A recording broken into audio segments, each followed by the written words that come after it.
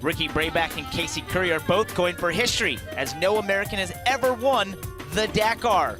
Ricky Brayback leads by just under 14 minutes, as Casey Currie has a massive lead of 45 minutes.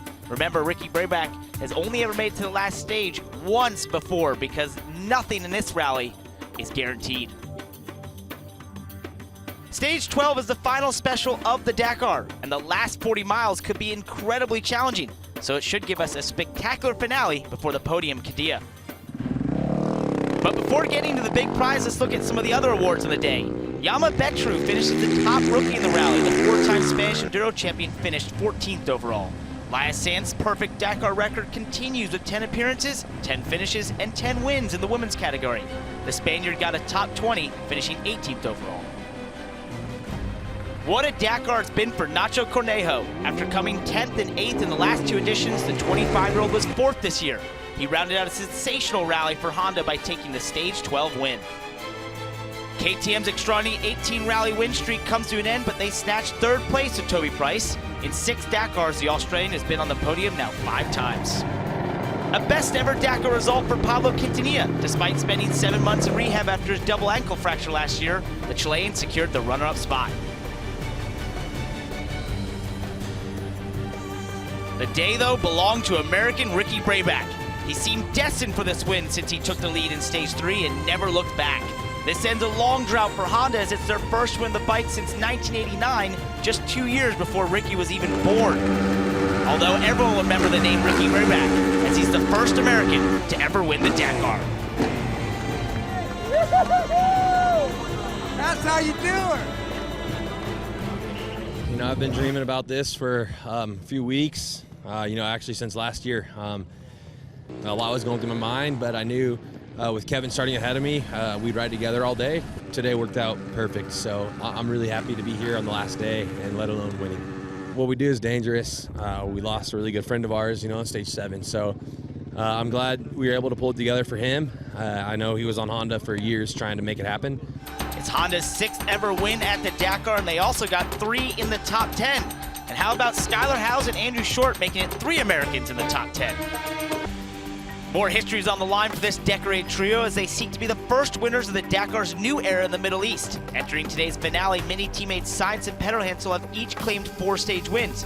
Toyota ace Alatia is still winless, but with 5 second-place finishes, it hasn't been for lack of trying. Another big honor for Fernando Alonso, top Dakar rookie. The global racing star finishes 13th, having shown pace and resolve with the invaluable support of co-driver Mark Coma. And on home soil, Yazid Al-Raji has successfully handled the pressure of being his nation's top favorite. His 4th place finish is a new career best at the Dakar. And it's been a fine rally for Stefan Peterhansel, reaching the overall podium and 80 career stage wins.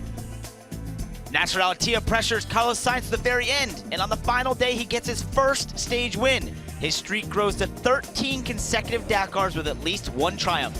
It secures 2nd place overall and makes a nice birthday present for co-driver Matthew Baumel. But in the end, flowers and cheers for El Matador once again. Carlos Sainz opens the new era with his 3rd Dakar win. He and co-driver Lucas Cruz reach the finish, where a loyal group of fans, along with Al-Attiyah and Peterhansel, start the party. Beyond the big 3, there's great stories. Janelle de Villiers makes it 3 Toyotas in the final top 5. Surprise Stage 8 winner Matthew Serradori ends the rally fittingly in 8th. And a 2nd Saudi, Yassir Seidan, proves his medal in claiming 9th. Well, I always say that if I'm coming back, it's because I have the motivation and I have the wish of winning. And it's not only that, you need to prepare yourself well before you are coming here, because if you are not well prepared when you are at my age, it's very difficult to fight. But the spirit is there, the passion is still there, and I still enjoy it. I think it's obvious. And of course, a nice note from his son, McLaren Formula 1 driver Carlos Sainz Jr., congratulating his father on social media. After a year in the side-by-sides, Ignacio Casale returned to the quads. His rivals surely wish he hadn't. Outside of a scare in Stage 10, the Chilean was untouchable on his way to a 3rd Dakar quad title. Kamaz team leader Eduard Nikolaev withdrew during the rally, but his teammate Andrei Karganov stepped up and blew away the competition. Karganov is now a two-time Dakar champion in the trucks. Dominance all the way around in both classes. Casale is back on top, while Kamaz stays there for a fourth consecutive year. Last year, Casey Currie survived his rookie Dakar. Since then, he said that he came in with too much confidence. This year, he's taking a more serious approach, and with new co-driver Sean Berryman, he's now one stage away from victory and doing his best to stay level-headed. The other American still in the overall rally is 23-year-old Austin Jones. When he hasn't been in trouble, Jones has been fast. He closes his first Dakar with a third-place stage finish. With a 45-minute lead entering the finale, there's no need for Currie to go on a mad dash to the finish. A 12th place showing is his worst result of the rally, but it doesn't matter. The end of the special and the end of the chase. Currie and his Monster Energy K&M team are Dakar champions. Incredible ride, man. Sean, dude, he made it a great day all day, and every day was good. I'm blown away. This is every American dream. Did Ricky Breivik win? Yeah. 2 Americans on top, and I'm blown away, man. Serious camaraderie amongst the Stars and Stripes represented the Dakar this year. The side-by-side class represents the next generation of the Dakar, and Currie is now leading it after his victory in Saudi Arabia. For the first time ever, 2 Americans are about to claim the top step on the Dakar podiums. Ladies and gentlemen, please welcome the winner of the Dakar 2020. He's only in his 2nd year of competing in the Dakar Rally. Give it up for America's Casey Currie. Last year, Casey Currie had his struggles, some of which were his own doing, but he made the necessary changes not just with his training, but his own mindset. It's all paid off. Next up is the most prestigious class of the Dakar, the bikes, and 28-year-old Ricky Breivik is about to accept the biggest award in all of Rally Raid. Making history as the first American to win in this category, please give it up for Ricky Breivik.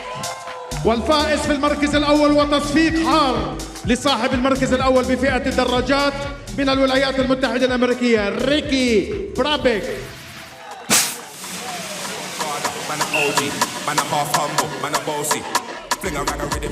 Ricky, now especially after the race that you had in 2019, how sweet does this moment feel? It feels really great. You know, I'm happy to be here. You know, after last year, I feel like the time was coming. But, you know, I was more happy to wake up today and just ride the last day of Dakar. How have you found the Dakar here in Saudi Arabia? Well, from the looks of it, it looks like I really enjoyed it, standing here in the top spot. But, no, I really enjoyed it. I think all of us riders enjoyed the scenery. And, you know, I think more than just me wishes that we could have stopped and, you know, took in the scenery. So, no, I can't wait to be back and looking forward to it. And there are there's so many people chanting USA. How important is this for your country? I think it's really important, and I think everyone at home is stoked, so I can't wait to get home and see everybody. Casey Currie entered the Kingdom Raid to prove he had learned from his rookie mistakes. He leaves with the crown in just his 2nd try. After his own disastrous finish last year, Ricky Breivik delivered the ride of a champion, the ride he always knew he was capable of.